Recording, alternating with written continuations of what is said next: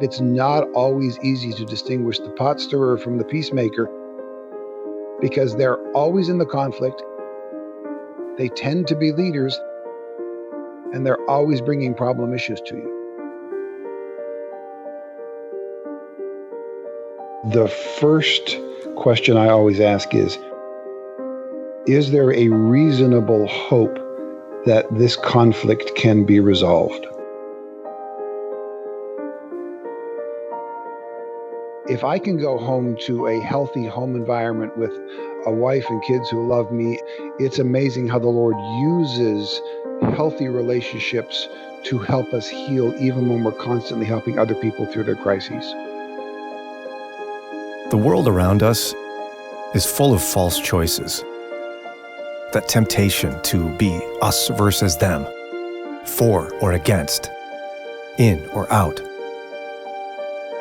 But what does it really look like for followers of Jesus to engage in the messiness of life, the gray issues of faith, to truly allow our lives to conform to the gospel?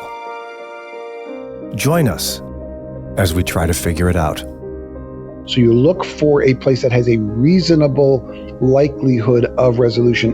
And if it simply is not resolvable, it's just people who are wanting to be arguing, then you just put up the wall and you have to be in your own place. Conflict is inevitable. It's not whether or not you will have conflict. It is how well you manage the conflict you have. We are the Brian and Jannelle Podcast. Hey there, Brian and Jannelle Podcast listeners. Brian here with a quick item for you before we get to the main content in today's episode. I'm super excited to tell you about a brand new podcast series I created in partnership with Moody Radio that's available starting right now. It's called The Grandfather Effect. And here's the quick backstory. I only have really one strong memory of my paternal grandfather, Tom. And it was when my dad and I were standing shoulder to shoulder in a crowded room right in front of his open casket. And I remember standing there a bit mystified because, you see, Grandpa Tom had lived only about 15 miles away from my house growing up. And yet I never saw him. He never talked to me, called me, never came to birthday parties. He was no part of our life. He had disowned my family when I was about 3 years old, and my family was left with lots of questions. Because from our perspective, the reason he disowned us didn't seem to make much sense. The circumstances were so seemingly trivial. It just didn't add up. So what happened? Well, about 5 years ago, I decided to try to find out. And that journey became much more complicated than I could have possibly imagined. And I chronicled the entire thing with a recorder in my hand and take you along in the journey. The podcast series is called The Grandfather Effect. Would you consider giving it a listen? I'd be super grateful for your support. And if you like what you hear, maybe you'd be willing to leave a nice review or even tell a friend about it. All right, let's get back to today's episode. Thanks a lot. Joining us live is our regular contributor and friend, Karl Vaters. He's a small church pastor. He's a blogger, speaker, author. Good morning, Pastor. Good morning. All right, so you kind of burst people's bubbles here because in a recent article you wrote, we all thought pastors just kind of read their Bibles and preach, and you're claiming conflict resolution is a big part of your job? I've heard tell of such a thing in distant lands and far away, yes. I mean, how often are you dealing with conflict resolution as a pastor? Well, I think it would be easier to answer, when aren't we? Really? It is a regular part of our lives, whether it's helping a couple who's maybe going through a difficult time as in a marriage and trying to help them bring things back again. So often we're resolving other people's conflicts.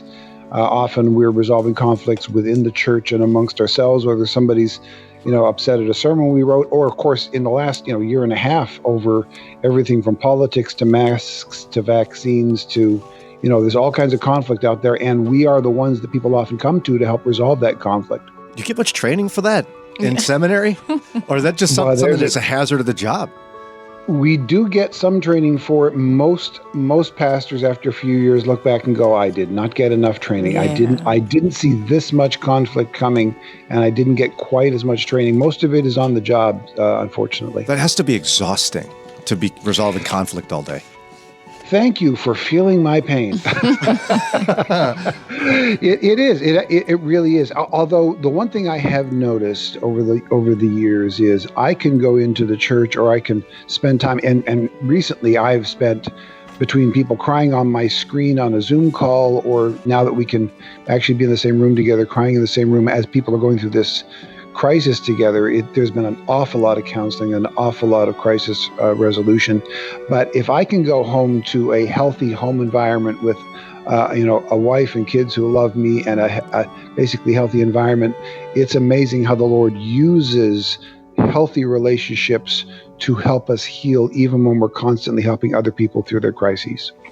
And you wrote a recent article that I can't wait to talk to you about here, because it helps us distinguish between two types of people when it comes to conflict. Can you help us figure out what these two types of people are? Yeah, I almost made it, take the survey and find out whether you are one of these or not, but I didn't want to make it quite that personal. That would be very interesting, actually. Because we're all nervous about how I would score on this. Yeah. And the two types of people that tend to be in conflict a lot are pot stirrers and peacemakers. Okay. And it's not as easy to tell the difference as you think it might be. So what are they, just in principle? Well, the peacemaker is the person who is, well, it's in the name. They're the one who is actually in there with the right heart and attempting to resolve the situation. And here's the thing, peacemakers regularly find themselves in the middle of conflict because that's where peace needs to be made. Yeah. Yeah, right. Yeah. Right? I mean, you can't resolve a conflict unless you're in the middle of it somewhere. Exactly. Some people think that if you're a peacemaker, that means it's just rosebuds and daffodils all day, and there's never any problems. No, you go to places where peace has to be made. And so you're constantly in conflict if you are a peacemaker. However, on the other side, there are people that we call pot stirrers. And the pot stirrers are the ones who like to get into the pot and stir it up, and often create conflict where there really was no conflict. These are the ones that are always jabbing in the corners and so on. But if you're in a position of leadership like I am, you have two people bringing conflicts to you. You have people who are peacemakers who are saying, hey, there's an issue here you need to be aware of, and they're truly there to help. And others who are bringing issues that you quote unquote need to be aware of, but in fact they're creating the problem themselves. And it's not always easy to distinguish the pot stirrer from the peacemaker, because they're always in the conflict, they tend to be leaders, and they're always bringing problem issues to you. I'm so glad you mentioned the peacemakers and that they are in the conflict, because both in the church and in families, I've seen the idea of dealing with problems, even if it's to bring peace, something to be avoided. And so people brush things under the rug, but it feels toxic. It feels like, are we just not going to deal with it? And churches could go years with situations unresolved. Can you just unpack that a little bit more for those who feel that? Well, that's a great principle in churches and in families. I mean, if you're a peacemaker, you've probably experienced this, especially if you've been in unhealthy family situations or unhealthy church situations. You see a problem, it's evident. You're pointing out the elephant in the room. I tend to be that guy going, anybody not seeing this giant pachyderm sitting in the middle of the living room here? I point out the elephant in the room. And then there are times when people go, why are you always stirring the pot? Yeah. I'm not stirring the pot. It's an obvious elephant that we're all tiptoeing around, and it's better to deal with it. Pointing out an evident problem people are avoiding so that you can deal with it is not pot stirring, it's peacemaking. So, but often peacemakers get accused of being pot stirrers. Yeah. Okay, I'm glad you said that, because on this show, what we try to do a lot of times is talk about the elephant in the room, whatever the problem might be, the concern, the issue in society that Christians need to confront. And it's not peacemaking to ignore problems. Am I understanding you correctly? Absolutely. It is not peacemaking. It's avoidance to avoid problems. It is unhealthy to avoid problems. If you talk to any mental health professional, they will tell you that it is just as problematic, and in fact, often long-term, even more problematic, to avoid the problem because you think you're just trying to avoid conflict. Conflict is inevitable. It's not whether or not you will have conflict. It is how well you manage the conflict you have. Well, I would love to hear after we come back, if you're truly in your heart a peacemaker, what conflicts are worth getting right in the middle of and saying, we talking about this one. And we're talking to Pastor Karl Vaters about peacemakers and pot stirrers. You made it to the middle of this episode. Wow, you did it. So if you made it this far, that probably means you're at least tolerating, if not, dare I say, enjoying what you're hearing. And if that's the case, I'd love to ask you for a favor. We'd love your help spreading the word about the Brian and Jannelle podcast. You know, there's such a crowded space in the podcast world, so many different things to listen to and choose from. Would you consider sharing this podcast, or maybe even this episode, with 2 of your closest friends? Maybe you'd send a text or a Snapchat. I don't know what you're going to do, but please send them this and tell them why you like our podcast. Helping us spread the word would just be a huge way to support what we're doing. Thanks a lot. Back to the show.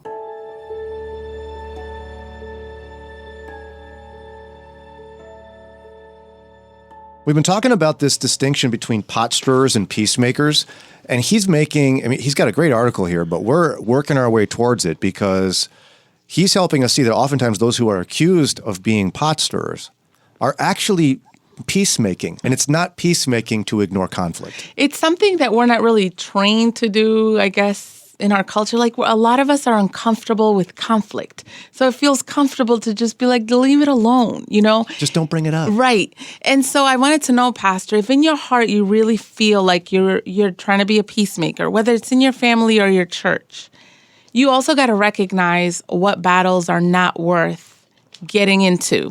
So how do you know when it's like, no, we're dealing with this one, we're bringing it up, and we're going to talk about this? That is such an important distinction to make.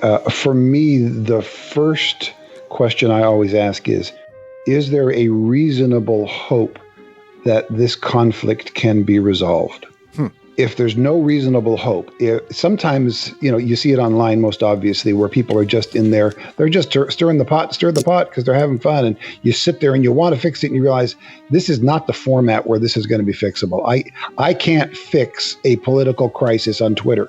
It's just not fixable there, folks. Mm-hmm. Yeah. So I don't engage. And when you're in personal conversations with family members or so on, there are times where you can look at it and go, this isn't something that they're going to resolve. So what you then do is you find, is there a place where we can make some peace? Maybe there's somebody new to the family or somebody new to the church or somebody who's much more open to listening to reason in this. And so you say, you know what, I can't fix the entire family or the entire church, but here's a person who is maybe vulnerable to being hurt by this and is naive to it. And I can pull them aside and say, you know what, it's going to be okay. Here's how I can help you with this. Let's be peacemakers in this situation together. So you look for a place that has a reasonable likelihood of resolution. And if it simply is not resolvable, it's just people who are wanting to be arguing, then you just put up the wall and you have to be in your own place. But that's the primary thing for me. So can you take us through a couple of the questions you've developed that help people distinguish the difference between pot stirrer and peacemaker? I don't want to give everybody all of them. They can go read those for themselves. But what's some of your top ones? Yeah, one of them is, do they actively participate in the hard work of reconciliation? Pot stirrers love to drop a problem on your doorstep and ring the doorbell and then run away. And then all you've got is a flaming bag of you-know-what that you've got to deal with, right? Because that's what, when I was a kid, that's what some of the bad kids in the neighborhood used to do. So I heard, but I didn't do that. Ron, you heard about this too? Yes, I've heard that. That's what pot stirrers love to do. They love to bring the problem and then stand back and watch the flames go. But a peacemaker genuinely comes in and says, how can I help in the resolution of this? Ooh. How has that looked in your office, for example? Like, what's somebody who's come to you and has clearly been is bringing up a conflict for peacemaking purposes? I've been in my church for 28 years. For the first 25 as the lead pastor, I had the same youth pastor the entire time. And 3 years ago, he actually became my pastor, and I became his teaching pastor. I would not recommend that for everybody. That's after 25 years, we knew we could do it. But boy, that's a challenge otherwise. Yeah. But during that season where he was my youth pastor, he was great at coming to me and saying, Pastor, there's an issue going on. And the phrase he used was this: I don't want you fighting a battle that you don't know you're fighting. And he would bring it up, and he would bring it up with potential solutions, and we would work on it together. And then he'd say, whatever you need, if you need me to step out, if you need me to step in, let me know. And so now, as his assistant, I get to do the same thing. And I've been able to see things, because there are times, especially if you're leading in a church, there are times you're the first to know about problems, but there are other times where there's all kinds of gossip going on in the background, and you're the last one to know. And to have a friend, a Barnabas to come alongside, a Joshua to hold up your arms, to come along and say, this is a battle that's on its way, or that is stirring, or that already exists, and you don't know about it yet, and you can't deal with it until you do. And the person who does that for you is a great blessing. What's another question we can ask to distinguish between a pot stirrer and a peacemaker? Well, another one is, are they heartbroken by conflict, or are they stimulated by conflict? Right. I call it the role of the reluctant prophet. If you take a look at the Old Testament, none of the prophets wanted to be prophets. Right. I mean, Jeremiah was like, no, Lord, I'm too young for this. Right. And they had to be dragged into it. And then you got others who are walking into a room going, hey, I'm going to be the prophet. Right. And no, I don't think so. And it's the same thing with the peacemaker and the pot stirrer. The pot stirrer, it seems to, delights in the idea that they're always in the middle of it. The peacemaker is there willingly, but you can sense that there's a conflict even within their own spirit, that because they are peacemakers, they don't like the idea of conflict, but they recognize that they're called to fix it. So whether they're broken by the conflict or stimulated by the conflict is a big sign. Give us another one. These are so good, Pastor. Keep going. One of them is, do they only bring problems, or do they also bring some possible resolutions? And I want to be careful on this one, because I've had bosses before who said, don't bring me a problem if you haven't got a solution.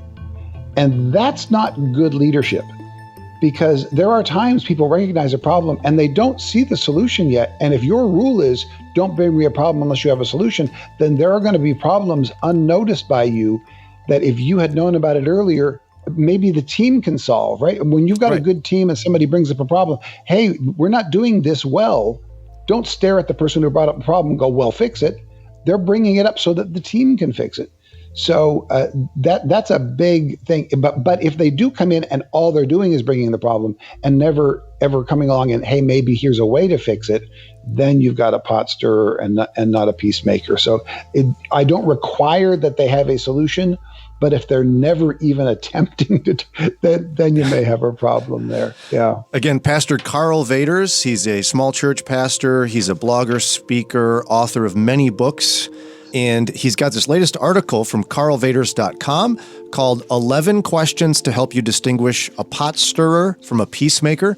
Our friend Kelly is going to get that faithfully posted here on our Facebook page and Instagram. And Pastor, folks can learn more about you at the website. Am I right? Yes, karlvaters.com. You see the article there. And in fact, yesterday I just started a brand new podcast called Can This Work in a Small Church? Can this work in a small church? And that should be popular since most churches are small churches, right? Mm-hmm. Exactly. Amen. Pastor Karl Vaters, we love hanging out with you, my friend. Thanks for getting up early out in California for us, and we'll have you back soon, okay? You got it. Thanks. Thanks for listening to this episode.